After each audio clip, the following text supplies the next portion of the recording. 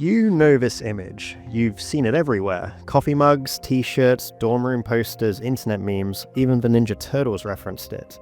Michelangelo's The Creation of Adam, God reaching out to give life to humanity's first man, the most famous ceiling in human history, is divine, beautiful, sacred. But what if I told you that Michelangelo hid something in this fresco that could have gotten him burned alive? What if the most celebrated religious artwork in Christianity contains one of history's most dangerous heresies? What if everything you think you know about this painting is wrong?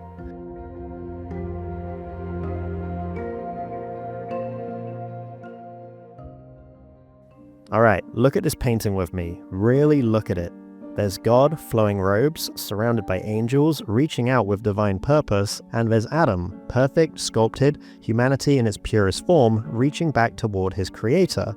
Between them, that famous gap, the space between their fingers, the moment before contact, the anticipation of life itself. It's beautiful, the ultimate expression of divine creation, God breathing life into man. This is what millions of people see when they look up at the Sistine Chapel ceiling.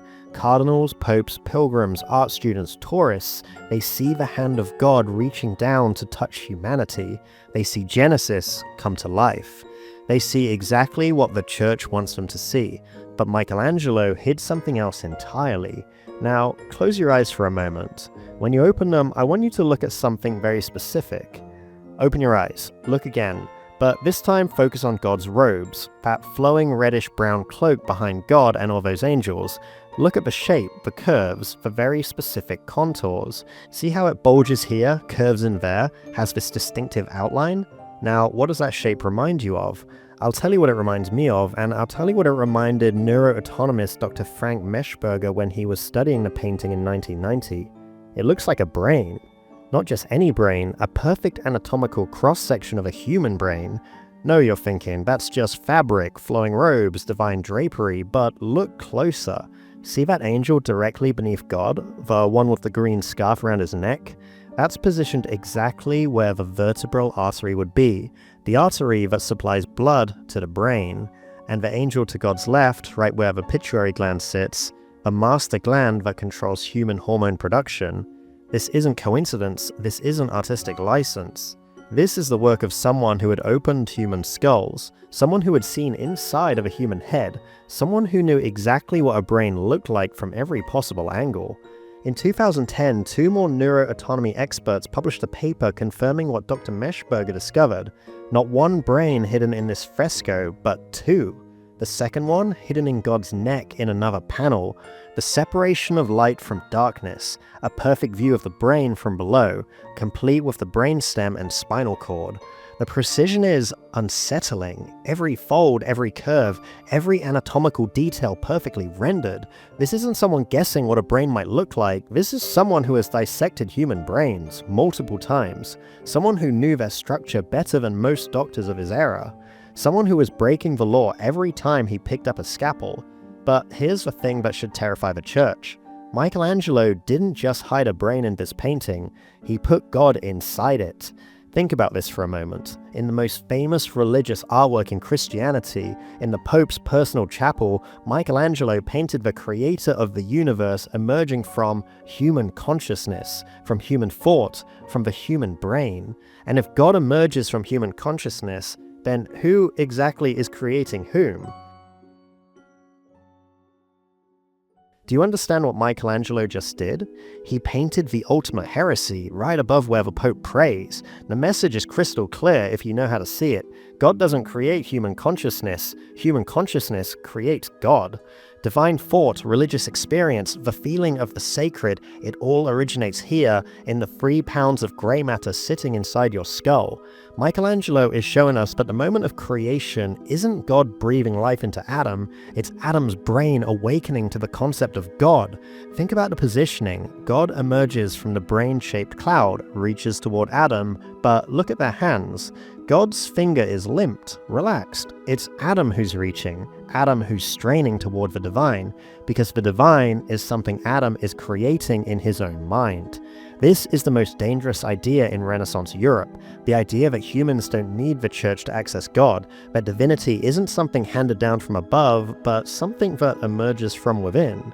The Catholic Church built its entire power structure on being the sole intermediary between humans and God. If people could find the divine in their own consciousness, what would they need the church for? What would they need the Pope for? This wasn't just artistic rebellion, this was intellectual revolution disguised as religious art, and this wasn't Michelangelo's only message. Throughout the Sistine Chapel, he hid anatomical references, medical knowledge, scientific truths that challenged church doctrine.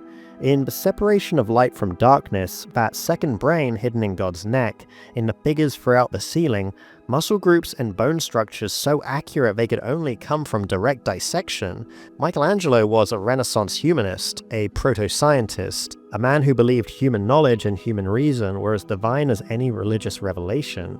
But he couldn't say that openly. Couldn't publish papers, and he couldn't give lectures, so he did something far more subversive. He painted his beliefs on the ceiling of the most important religious building in Christianity, where they would be seen by every pope, every cardinal, and every pilgrim, the centuries. He turned the Sistine Chapel into his secret laboratory, his hidden manifesto, his personal declaration that human intelligence was sacred, and for 500 years, nobody noticed. Until 1990, when Dr. Mechberger first published his discovery. And how did the Vatican respond? Silence.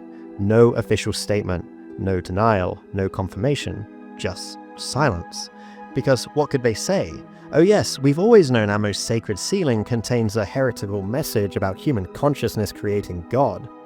For over 500 years, millions of people have stood beneath this ceiling and prayed, cardinals, popes, pilgrims from around the world, all of them staring up at what they believe is the moment God breathed life into Adam. But they're not seeing what's really there. And what's really there would have gotten Michelangelo executed for heresy. It's been hiding in plain sight for 5 centuries, in the most sacred space in Christianity, and it changes everything we thought we knew about this masterpiece. The painting is still there, millions still visit every year, still crane their neck to look up at what they think is the moment God created man, but now you know the truth. You're not just looking at divine creation, you're looking at one of history's greatest acts of intellectual rebellion, a 16th century neuroscientist leaving a message for future generations, a message that says, the divine isn't up there in the clouds, it's right here in your mind, in your consciousness, in your ability to think and reason and imagine, and no church, no pope, no authority can take that away from you. So next time you see this image, remember what you're really looking at. And this isn't the only secret Michelangelo left us. If this story shocked you, if it changed how you see this famous painting, let us know in the comments below. And what other mythological artworks do you think might be hiding other darker truths? Hit that like button if you want to see more hidden stories from art history, and subscribe to support our channel. It really helps us out if you do. Thanks again for watching, and we'll see you in the next one.